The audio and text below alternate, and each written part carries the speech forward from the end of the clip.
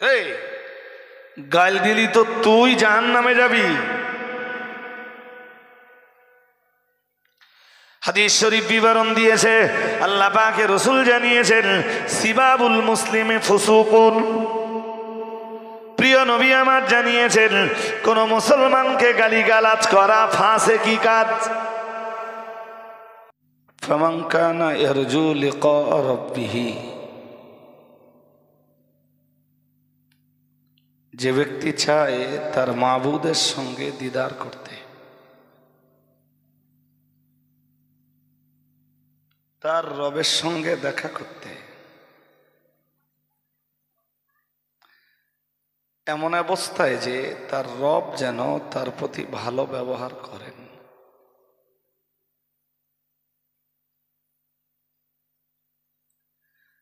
দেখুন, রবের সঙ্গে দেখা সবারই হবে, মিন্স রবের আদালতের সামনে হাজিরা সবাইকেই দিতে হবে।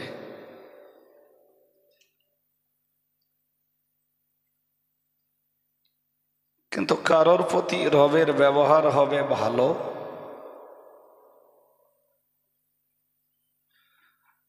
আবার কারোর প্রতি রবের ব্যবহার হবে খারাপ।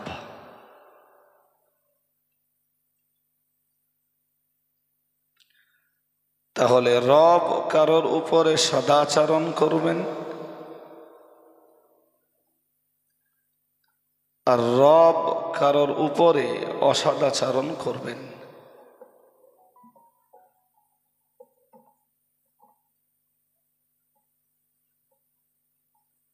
কোরআন শরীফের অন্যান্য আয়াত এবং একাধিক হাদিস পড়লে তা স্পষ্ট হয়। আমি একটা আয়াত পড়ি, সবে শুরু তো, এখন একটু অজ বুঝতে কষ্ট হবে, আস্তে আস্তে জ্বর ছাড়াবে।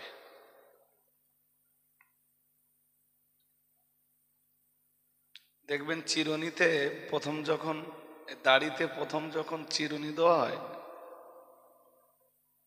তখন একটু জট জট জট জট মতো লাগে। যাদের দাড়ি লম্বা মনে হবে যেন জট টানলে দাড়ি উঠে যাবে। আস্তে আস্তে আস্তে আস্তে জটটা ছাড়িয়ে নিয়ে তখন চিরুনি খুব জোর টানা যায়। তো শুরুতে একটু জটিলতা উপলব্ধ হবে,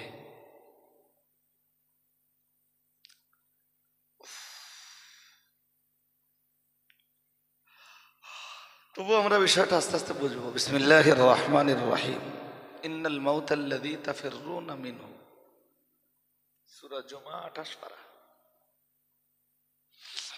আল্লাহ বলেন, যে মৃত্যু থেকে তোমরা পলায়ন করতে চাইছো, মরতে আমরা কেউ চাই না। হ্যাঁ না বলেন? ভালো লোকটাও মরতে চায় না, কারণ ভাবে আরো কিছুদিন বেঁচে থাকলে কিছু ভালো কাজ করতে পারবো। আর খারাপ লোকটা মরতে চায় না এজন্যে যে মূল্যেই খেলা শুরু।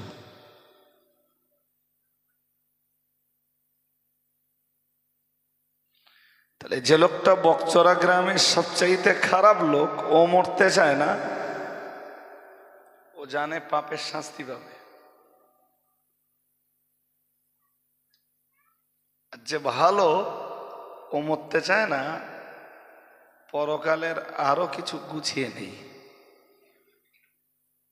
তাই তো নাকি? হ্যাঁ না বলেন? আরো একটু তওবা করে আর একটু পাপ মুক্ত হই, আল্লাহর কাছে হাত তুলে আর একটু কান্নাকাটা করি।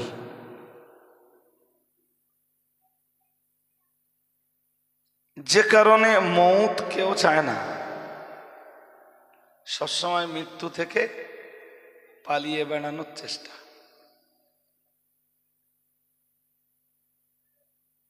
কিন্তু আল্লাহ বলেন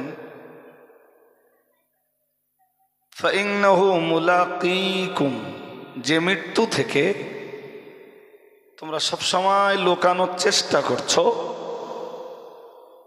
সেই মৃত্যু একদিন তোমাদের সঙ্গে দেখা করবেই। কারো কারো ঘুম পাচ্ছে নাকি? ঘুমানোর মতো সময়ও হয়নি বলো? মাথা উঁচু করে আমার দিকে একটু তাকান, ঘুম ভাব ছাড়ুন, একদম কোরআন হাদিসের নির্ভেজাল কিছু তথ্য শুনুন। সময় হলে মউত তোমার সঙ্গে দিদার করবেই।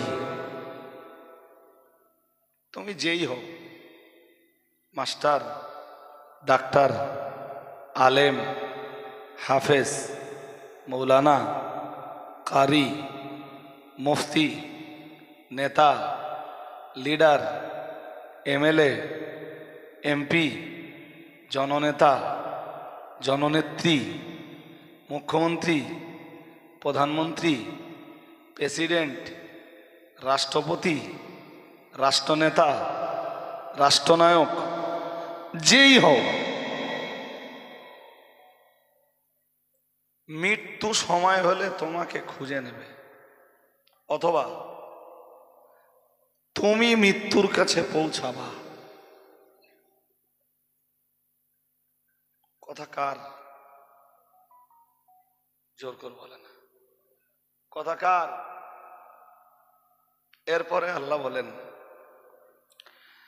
সুম্মা তুরাদ্দুনা ইলা আলিমিল গায়বি ওয়াস শাহাদাতি, তোমাদেরকে ফিরিয়ে দেওয়া হবে। তার মানে আমাদেরকে ফিরে যেতে হবে। কার কাছে ফিরে যাব?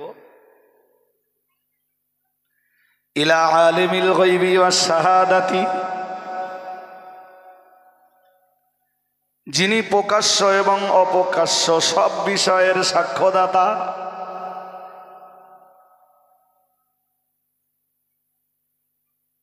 যিনি, বলুন, সব বিষয়ের, যিনি আলিমুম বিদাতিস সুদূর, তুমি কখনো কারোর কাছে প্রকাশ করোনি, কেবল তোমার মনে উদয় হয়েছে সে খবরও যিনি রাখেন।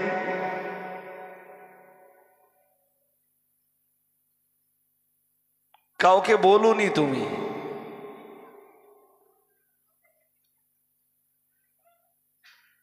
শুধু তোমার মনের ভিতরে উদয় হয়েছে, সে খবরটাও যিনি রাখেন। তোমাদের সবাইকে ফিরে যেতে হবে সেই মহান সত্তার কাছে।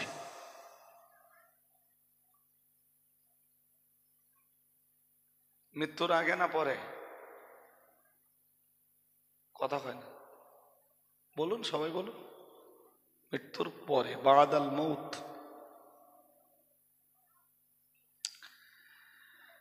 এরপরে মহান আল্লাহ জানিয়েছেন নির্দিষ্ট এক সময়ে তোমায় কবর থেকে যখন আবার তুলবেন না, ওই কবরে যাওয়া পর্যন্ত শেষ। কথা হয় না, পারবে না। আমার কথা শুনতে গেলে শুরু থেকে আওয়াজ দিতে হবে, কথার উত্তর দিতে হবে, তাহলে মাথায় যাবে কথা। যদি বলেন না তুলবে না, পারবে না, কবর থেকে আর ওঠাতে পারবে না। কেউ যদি বিশ্বাস করে আমার এই দেহ আল্লাহর গড়তে, বলুন, পারবে না, সেটা কাফের। সেটা কি? মারা গেলে মুসলমানদের কবরস্থানে দাফন করা ও জায়েজ? কেন?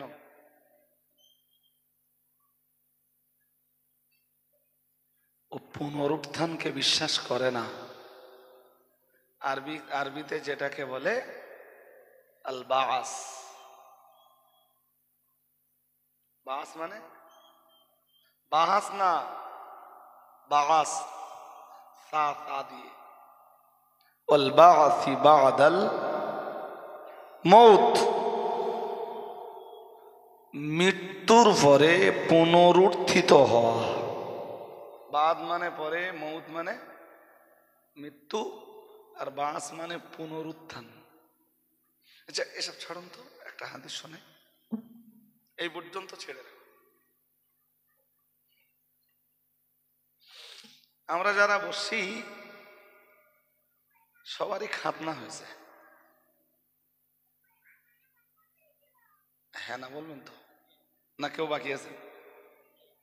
নেই, সবারই হয়েছে এবং ছোটবেলাতেই হয়েছে। আলহামদুলিল্লাহ,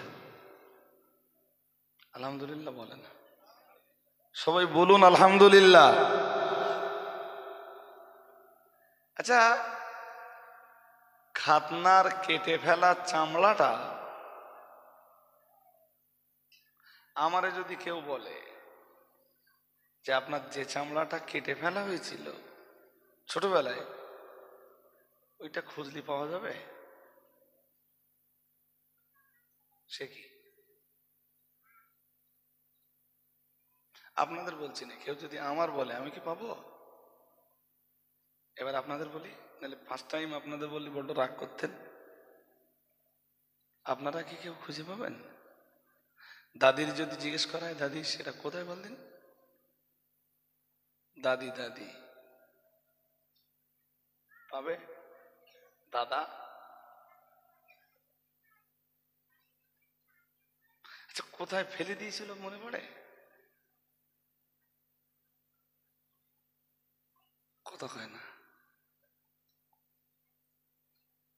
এবার এক হাদিস শুনুন।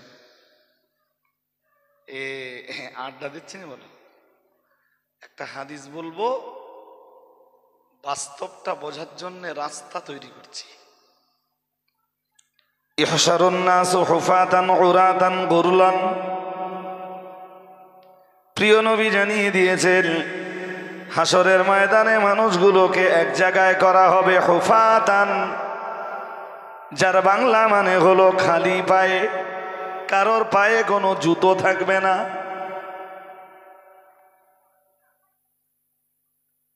কি থাকবে না? জোর করে বলুন। সবার না, কারো কারো। বকচরার ধনী লোকগুলোর,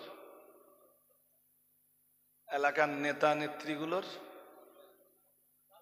কেমনে থাকবে? হাসরের ময়দানে তো জুতোর দোকান নেই।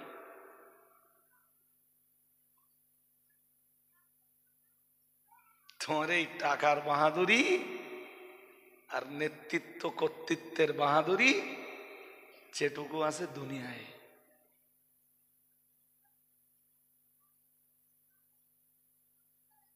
তারপরে একটা কথা বলবানি, এখন না, মানে যে কথাটা যেখানে বলা দরকার সে কথাটা সেখানে না বলে আগে পরে হয়ে গেলি সে মানানসই হয় না, তাই এখন বলতেছি না। মানে কথা তো জুতি ফেলে বলতে হয়। পরে একটা কথা বলবো ইনশাল্লাহ, আল্লাহ যদি আমারে ভুলিয়ে না দেন, নিয়ত করছি বলবার আর কি। হাসরের ময়দানে সবাই, আরে হাসরের ময়দান তো বহু দূর এখনো। তুমি মরে যাবার পরে তোমার আর গরিবের আর কোনো তফাৎ? গরিবের যে কাপড় তোমারও সেই কাপড়। গরিবের দাফনের যা সিস্টেম, ধনীর দাফনের সেম সিস্টেম। হ্যাঁ না বলবেন? আর গরিব যেভাবে দুনিয়ায় এসছে ধনীও, তাহলে হিসাব কি পাওয়া যাচ্ছে? বাহাদুরি দুনিয়ার এই,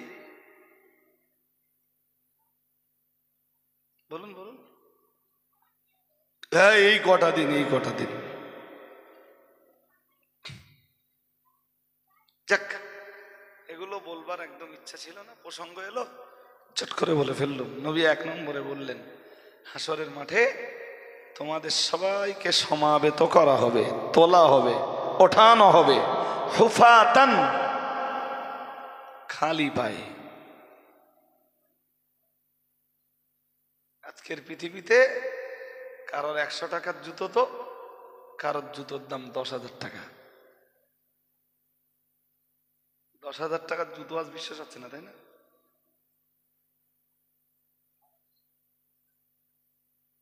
তো হাসরের মাঠে তোমার যত টাকাই থাক,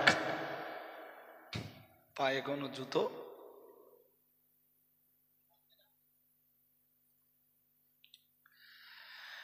আল্লাহ পাকের রাসূল জানিয়েছেন উরাতান, শুধু খালি পায়ে নয়, প্রিয় নবী আমার জানিয়েছেন তোমরা হাসরের ময়দানে যখন উঠবা উরাতান, তোমাদের কারোর গায়ে কোনো জামা কাপড় থাকবে না।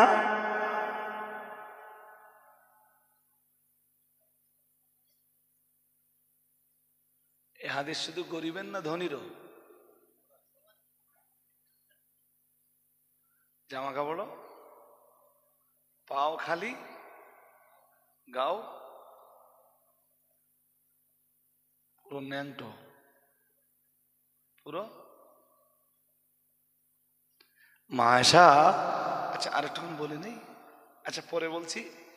মা আয়েশা এই কথাটা শুনে লজ্জা পেলেন, বললেন হুজুর আর রিজালু আর নিসাউ জামিয়া, ছেলে মেয়ে কি একসাথে? নবীজি বললেন জি একসাথে। বললেন ইয়ানদুরু বাদুহুম ইলা বাদ, একজন আর একজনের দিকে দেখবে যে। হাদিস শোনাচ্ছি। নবীজি বললেন দিনটা এত কঠিন হবে যে কেউ কারোর দিকে তাকানোর মতো কন্ডিশন।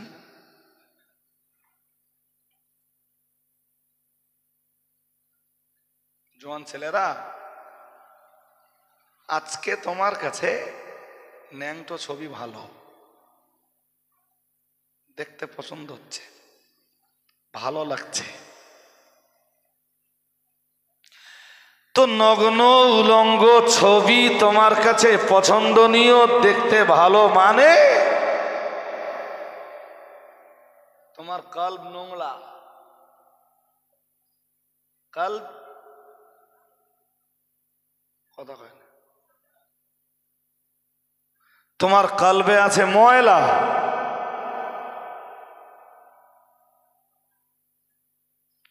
তোমার কলব রোগাক্রান্ত, তোমার কলব অপবিত্র।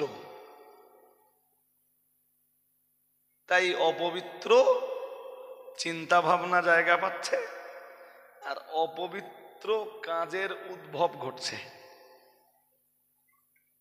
মানুষ নোংরা কাজ করলে জানবেন ওর কি নোংরা, কিছু বলে না। আমার কথা বুঝতে বুঝতে অসুবিধা হচ্ছে নাকি? দৌড় ঠেলা অভ্যাস। ওর আসলে নোংরা কি?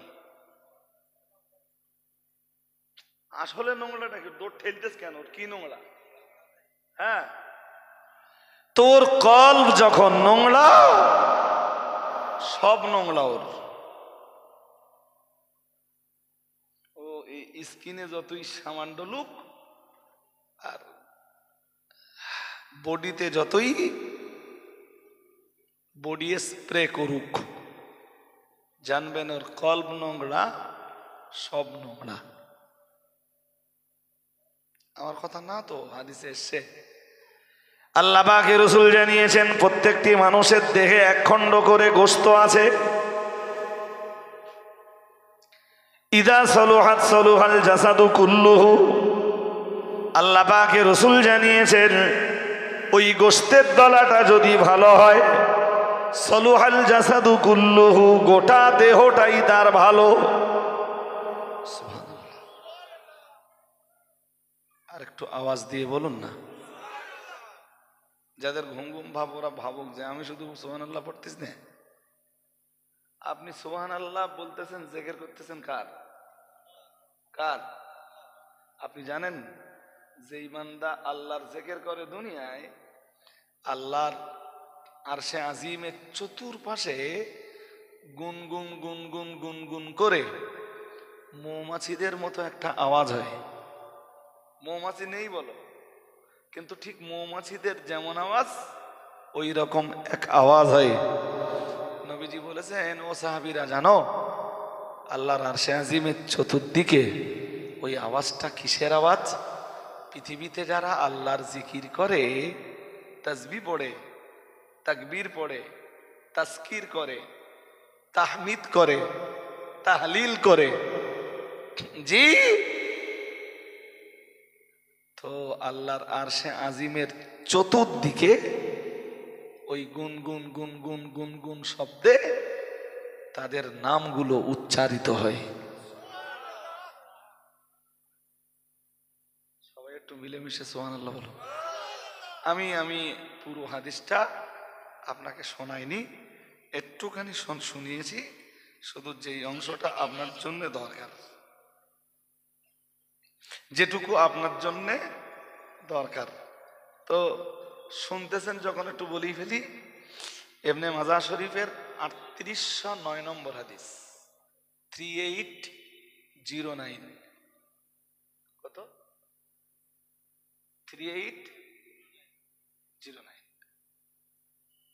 তাহলে বুঝতে হবে একেবারে কাছাকাছি না, অনেক দূরে, হাতে পেতে সময় যাবে।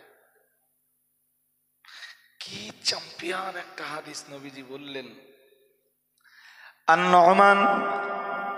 النعمان رضي الله تعالى عنه قال قال رسول الله صلى الله عليه وسلم إن مما تذكرون من جلال الله التسبيح والتهليل والتحميد ينعطفن حول العرش لهن دبيج كدبيج النحل تذكر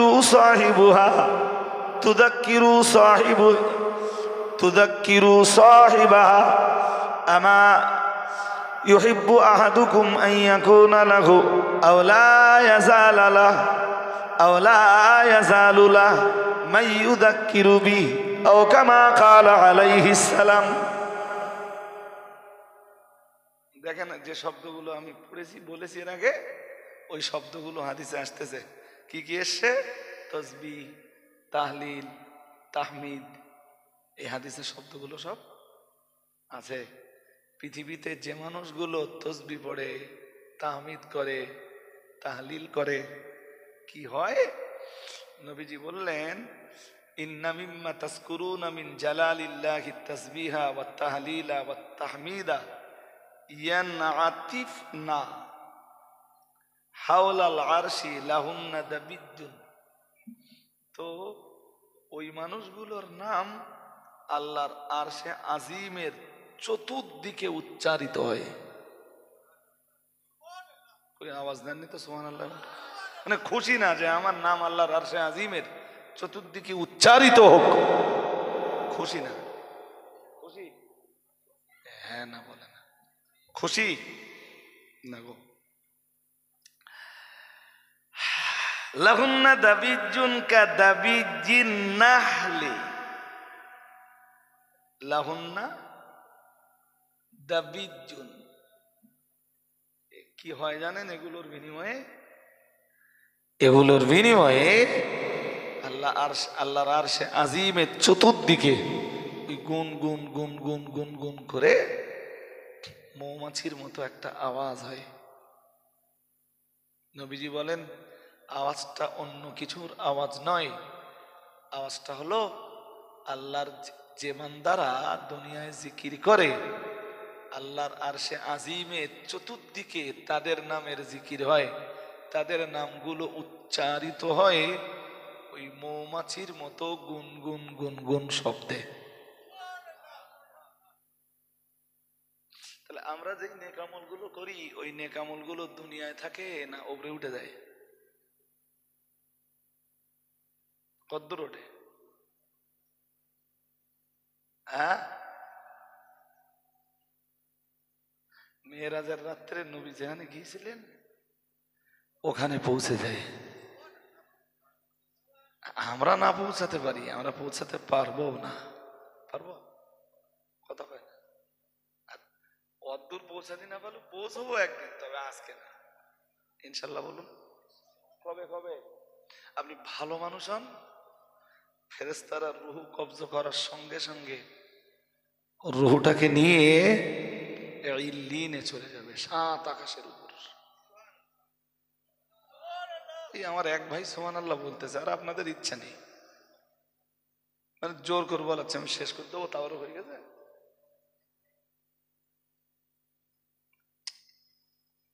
মাদিন সাহেব তো এসে ধরা সার্টিফিকেট দিয়েছে যে ওরা আজকে দাওয়াত নেই, বলেছে না?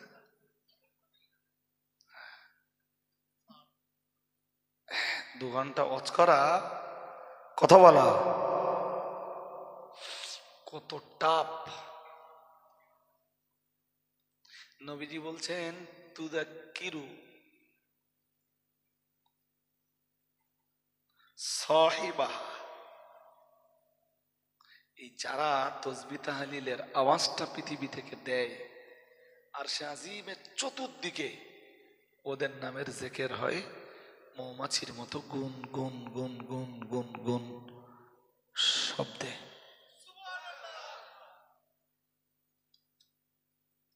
একটু আওয়াজ দিয়ে বলুন। আমরা এখন যেতে পাচ্ছি না, আমাদের সুবহানাল্লাহর আওয়াজ, আলহামদুলিল্লাহর আওয়াজ, এই যে সুবহানাল্লাহ পড়ছেন সামিয়ানার নিচে বলো সীমাবদ্ধ নেই।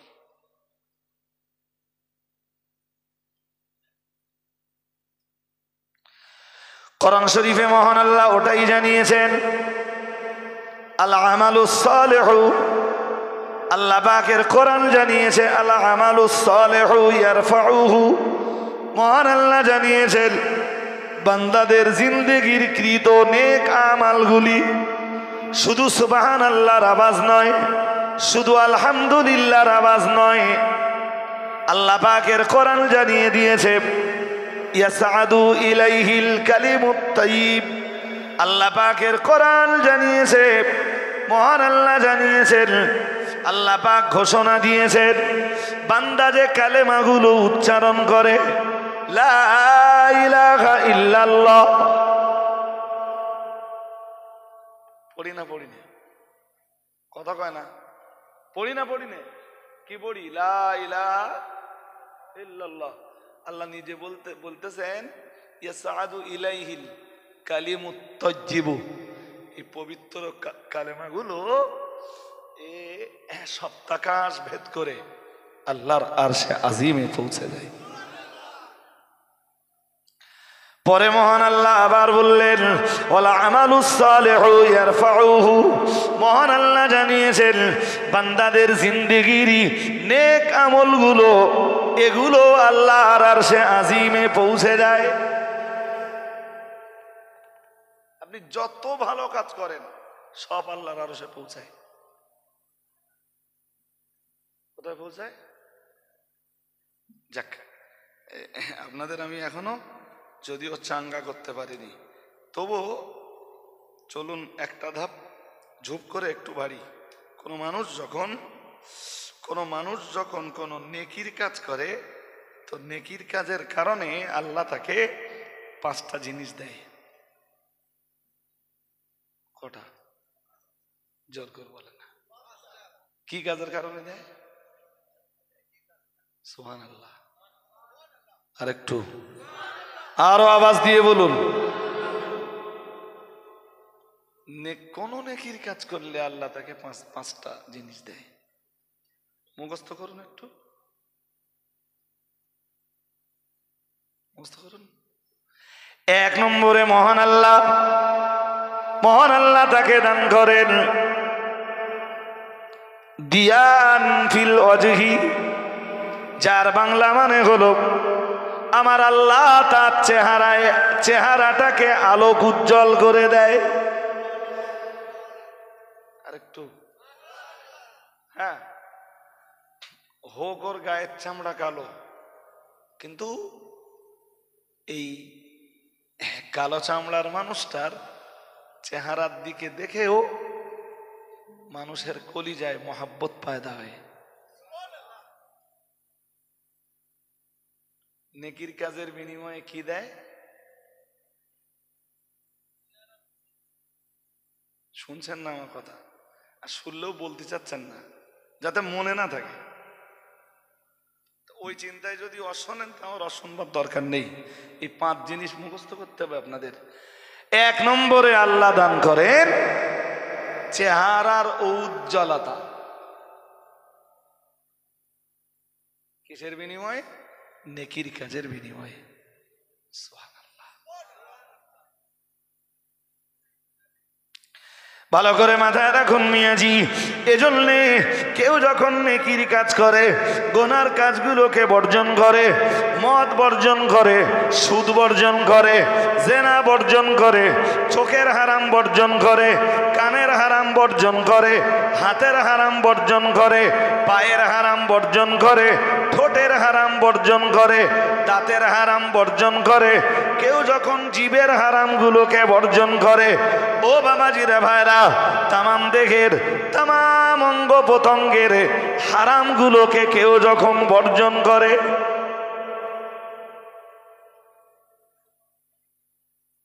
আল্লাহ পাক রব্বুল আলামিন তার ওই বান্দার উপরে খুশি হন এবং এই পাপের কাজগুলো বর্জনের সঙ্গে সঙ্গে আল্লাহ পাকের কোনো বান্দা যদি শুধু নেকির কাজগুলো করেন, আল্লাহ পাক রব্বুল আলামিন 1 নম্বরে তার চেহারায় দান করেন উজ্জ্বলতা। একটু জোর করে বলেন না। হ্যাঁ, কালো চামড়ার মানুষের দিকে তাকাচ্ছেন, এরপরও মনে হবে না সারা পোড়া মুখের দিক তাকাল।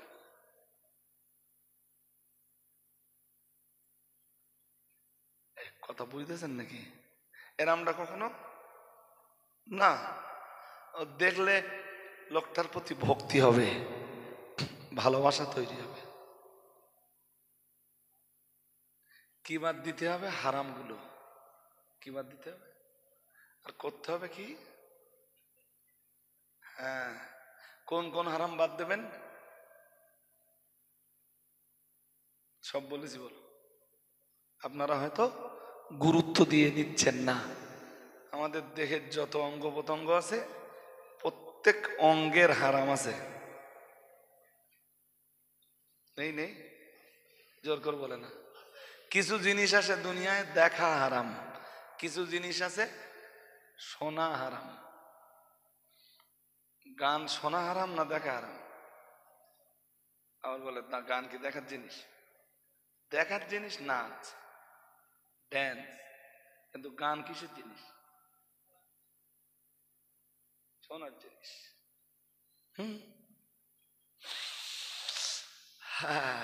কিছু জিনিস আছে দাঁতের হারাম,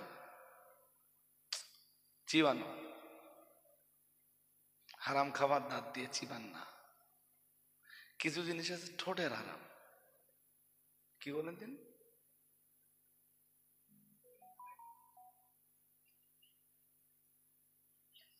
কিছু জিনিস আছে হাতের হারাম। বলেন বলেন। হাত দিয়ে ধরা হারাম, হাত দিয়ে স্পর্শ।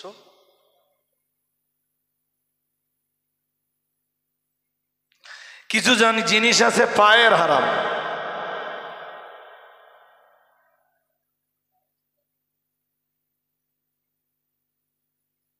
এই পাপের আসর গুলো সব আপনার টেনেলে যায় কে? জোর করে বলেন। বক্সরাম ফুটবল মাঠে ফুটবল খেলা হচ্ছে, তো আপনার টেনেলে যাচ্ছে কে?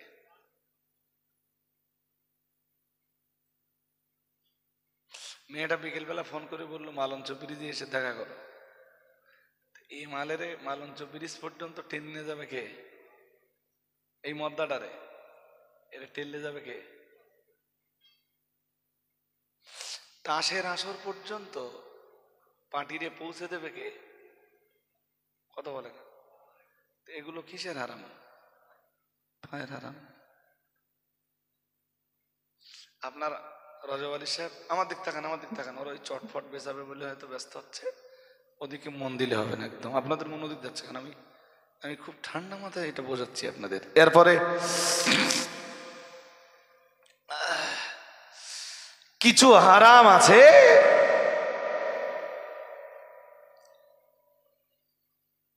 রজব আলী সাহেবের পছন্দ হলো না, দিব্যু গাইল দিলে,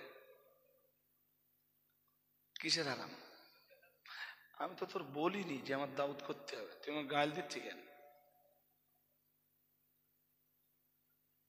এই গাইল দিলি তো তুই জাহান্নামে যাবি।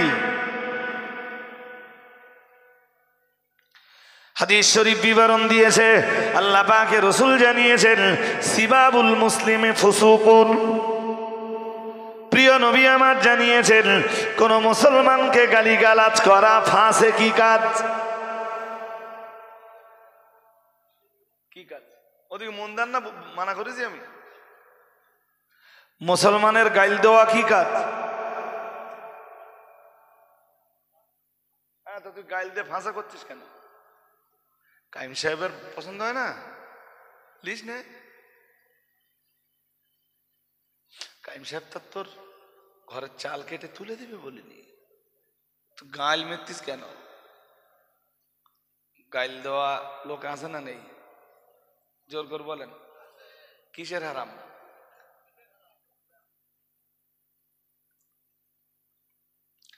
লটারিতে ৫,০০০ টাকা বেঁধেছিল, সেই টাকায় খাবার কিনে নিলাম। শুধু খাবার কিনে নিলাম তাই না, সেই টাকার খাবার জিহবায় দিলাম, জিহবা স্বাদ নিল। কিসের হারাম? জোর করে বলেন।